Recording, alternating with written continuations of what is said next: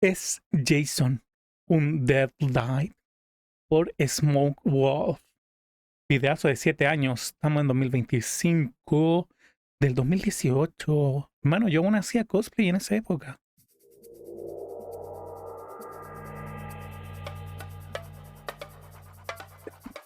Hace unos meses empezaron a aparecer comentarios en mi crítica Este hombre mantiene el mismo estilo.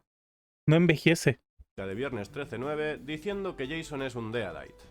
Esto no es una idea nueva. Ya en el cómic de Freddy vs. Jason vs. Ash, que originalmente iba a ser una película, se nos presentó la idea de que los superpoderes de Jason están relacionados con el libro de los muertos.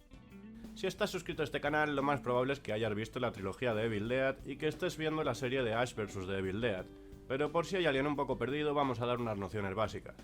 Evil Dead es una película de 1981 dirigida por Sam Raimi y protagonizada por el increíblemente carismático Bruce Campbell en el papel de Ash.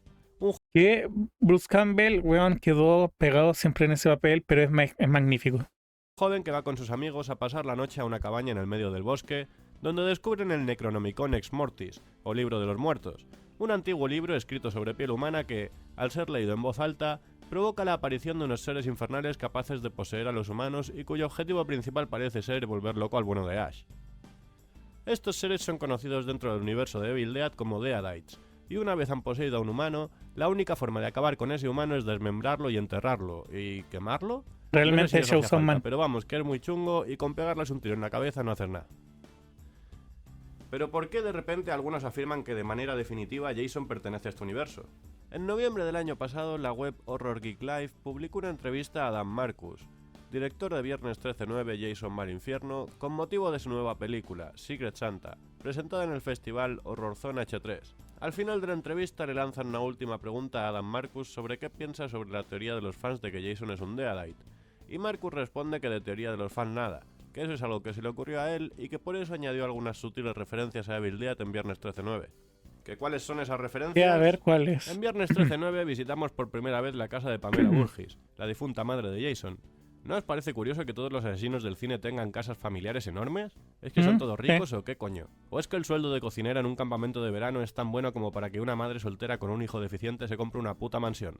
¿Y de verdad no había ningún familiar al que le interesase reclamar o vender la propiedad tras la muerte de la señora Voorhees?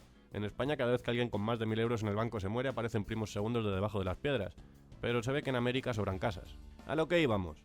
Cuando entran en la casa de los Voorhees, los personajes ven el Necronomicon por ahí en medio, y más tarde el arma que usan para destruir a Jason es la daga Kandariana, un arma aparecida en la trilogía de Evil Dead y que permite acabar con los Deadites sin tener que ponerse a desmembrar a la peña, que es más cansado.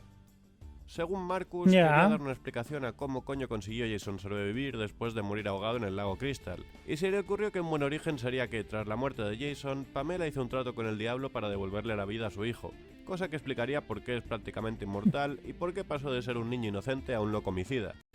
Sí, tiene mucho más sentido, la verdad, y le va muy bien como al lore. ¿Y qué usó para hacer ese trato con el diablo? El Necronomicon Ex Mortis, ya que Marcus y Raimi eran colegas cuando se rodaba Viernes 13/9.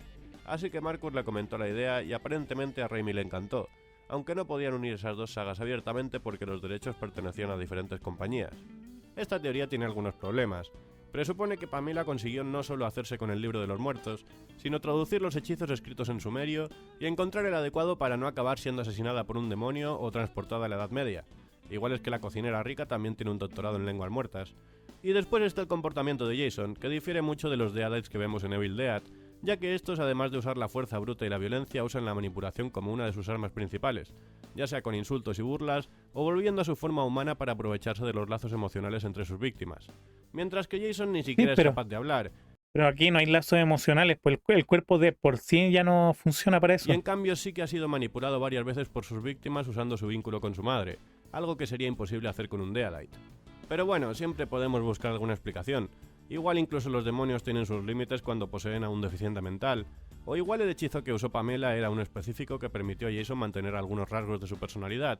Podemos pasarnos horas discutiendo sobre cómo diferentes sagas pueden encajar unas con otras, pero vamos a la pregunta que importa. ¿Son las declaraciones de Adam Marcus suficientes para que consideremos de manera definitiva que Jason es un Deadite como un elemento canónico de la saga? ¿No? No.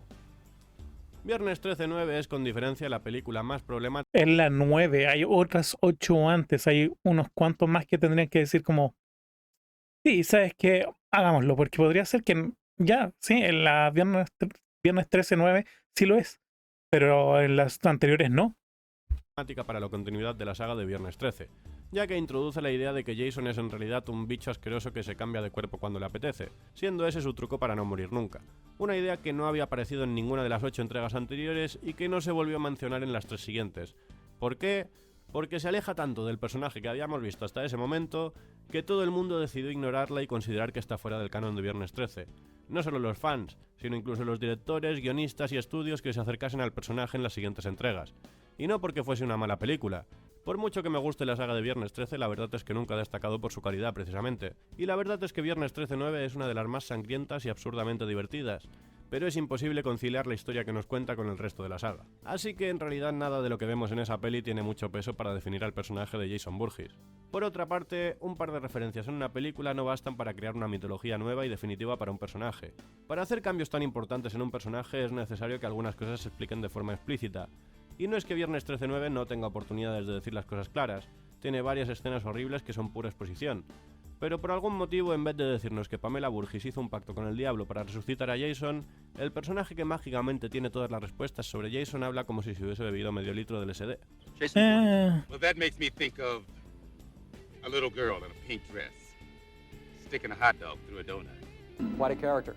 Lo siento, Dan Marcus, ¡Qué pero si mierda! no consigues que los estudios te dejen decir explícitamente en tu película que Jason es un Deadite y no nos explicas nada sobre ese pacto con el diablo en la historia que cuentas, y en vez de eso te sacas de la manga una historia que no respeta nada de lo que conocíamos sobre el personaje porque te apetece darle un nuevo origen, pero no vas a explicar ese origen dentro de la peli, unas declaraciones a una página web casi 30 años después de haber sacado la peli no sirven para nada. Es como si ahora George Lucas nos dice que los Jedi son los precursores de los Power Rangers, y que eso es demostrable porque en la primera peli hay un Morpher en la casa de Obi-Wan. Y aun si fuese George Lucas podríamos discutir si eso tiene validez o no. Imaginemos si eso lo dice Steve Binder, el director del especial de Navidad de Star Wars. Pongamos sí. que mañana suelta en una entrevista que alguna de las mierdas que había en casa de Chewbacca eran Morpher, así que ahora los Power Rangers son Jedis. No. Lo peor de este tema es que en realidad es una buena idea. Y si decidiesen meter a Jason en la serie de Ash vs The Evil Dead o introducir bien el Necronomicon en una futura entrega de Viernes 13 me parecería cojonudo. Pero con lo que sabemos hasta ahora, al menos para mí, las declaraciones de Adam Marcus tienen la misma validez que cualquier teoría que un fan anónimo haya colgado en internet. Ninguna. Piolita.